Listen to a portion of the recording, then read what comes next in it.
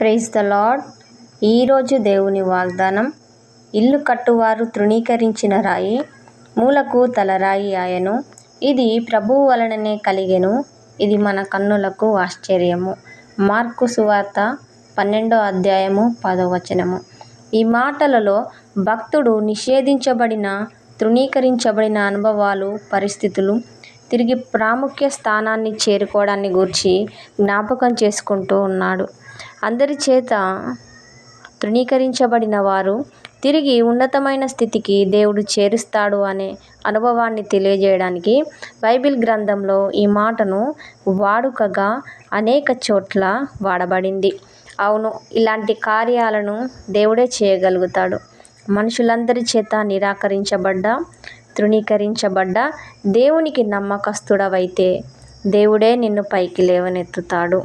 కీర్తనలు 113:8 వాక్యం ప్రకారము, ఆయన నేల నుండి దరిద్రులను లేవనెత్తువాడు, పెంటకుప్ప మీద నుండి బీదలను పైకెత్తువాడు అని దేవుడు తెలియజేస్తూ ఉన్నాడు. దేవునికి నీవు నమ్మకస్తుడవైతే చాలు, నీ జీవితాన్ని ఆయనే ఉన్నత స్థానములో ఉంచగలుగుతాడు. యోసేపును మనం గమనించగలిగితే, తన జీవితంలో దేవుడు ఉన్నతమైన తలంపులతో ఉంటే, తన చుట్టూ ఉన్నవారు మాత్రం తనపై వ్యతిరేకంగా మారిపోతూ ఉన్నారు. ఎంతలా అంటే, తన వయసును కూడా చూడకుండా యోసేపును హతమార్చాలని ఆలోచించేంతగా యోసేపుకు వ్యతిరేకతలున్నాయి.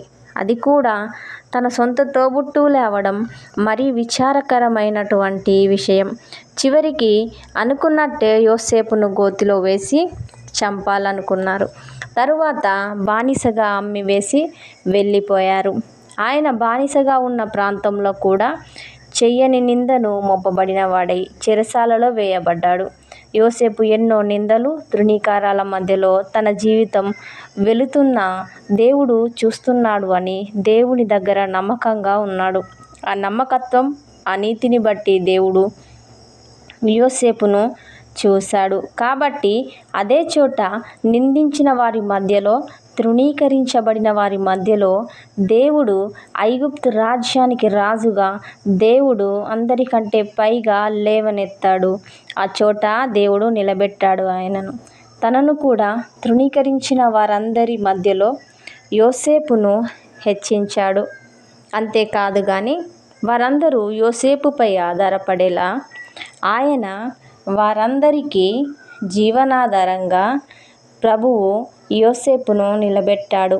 ఈరోజు సహోదరుడా, సహోదరి, నేను దేవునికి నమ్మకంగా ఉన్నాను, నాకే ఎందుకు ఇన్ని కష్టాలు, ఎందుకు ఇన్ని నిందలు, నాకే ఎందుకు ఇన్ని అవమానాలు, నాకు ఎందుకు ఈ తృణీకారం, నేను ఎన్నడూ ఎవరికి ఏ అన్యాయం చేయలేదే అని బాధపడుతున్నావా? యోసేపు అయితే తనకు తానే పగ తీర్చుకొనక న్యాయంగా తీర్పు తీర్చి దేవునికి అప్పగించుకున్నాడు. ఈరోజు నీవు కుటుంబం మధ్యలో తృణీకరించబడుతున్నావా? నీ బంధువుల మధ్యలో తృణీకరించబడుతున్నావా? నీవు పనిచేసే స్థలంలో నీవు వెలివేయబడుతున్నావా? ఈ నిందలు, ఈ అవమానం ఎదుర్కొంటూ ఉన్నావా? బాధపడకు సహోదరుడా, సహోదరి, నీవు దేవుని చిత్తంలోనే ఉన్నావు.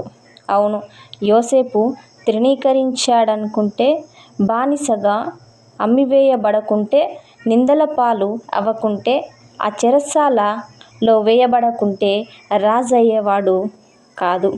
అవును, ఈరోజు నువ్వు అదే పరిస్థితుల గుండా వెళుతున్నావంటే దేవుడు నీ పట్ల ఉన్నతమైన ప్రణాళిక కలిగి ఉన్నాడని అర్థం.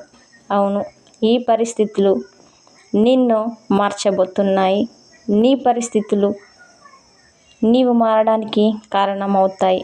తృణీకరించబడిన చోటే నిన్ను యోసేపును హెచ్చించినట్లుగా హెచ్చించబోతున్నాడు. నిరాశపడక దేవునిపై ఆనుకొని ఆయన యందు నిరీక్షణ ఉంచుము.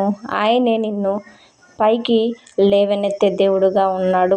ఆయనే నిన్ను పైకి లేవనెత్తును గాక. ఆమేన్.